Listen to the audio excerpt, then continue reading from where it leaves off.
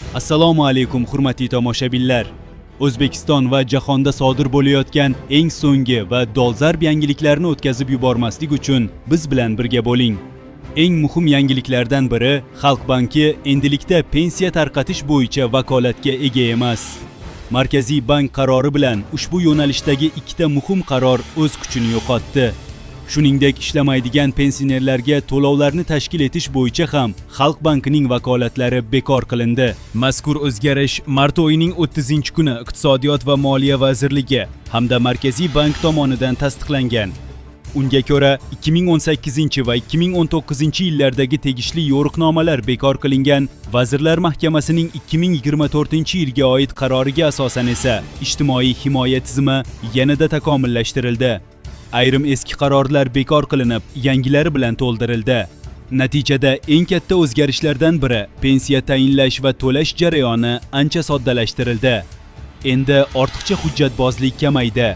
Endilikda pensiya tayinlanganligi haqida qog'oz hujjat berilmaydi. Barcha ma'lumotlar maxsus elektron tizim orqali yuritiladi. Bu esa jarayonni tezroq va shaffofroq qiladi. Shuningdek, pensiya miqdori, tovar va xizmatlar narxi o'zgarishiga qarab indeksatsiya qilinishi davom etadi. Yana bir muhim yangilik, harbiy xizmatchilar uchun pensiya tizimida ham sezilarli o'zgarishlar bo'lishi kutilmoqda.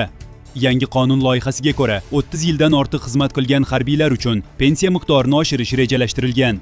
Hozircha ushbu loyiha parlamentda birinchi o'qishda ma'qullangan. Rejalarga ko'ra, pensiya hisoblashda ish haqining hisobga olinadigan qismi 75% dan 100% gacha oshirilishi mumkin.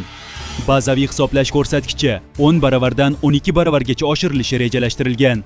Mutaxassislarning fikricha, bu o'zgarishlar uzoq yillar xizmat qilgan harbiylarni qo'llab-quvvatlash va rag'batlantirishga xizmat qiladi. Xulosa, pensiyalar to'xtatilmayapti. Aksincha, tizim soddalashtirilmoqda va zamonaviylashtirilmoqda. Tarqalayotgan vahimali xabarlarga ishonmang. Faqat rasmiy va aniq ma'lumotlarga tayaning. Agar sizga ushbu ma'lumot foydali bo'lgan bo'lsa, videoga like bosishni unutmang. Kanalimizga obuna bo'ling va qo'ng'iroqchasini yoqing.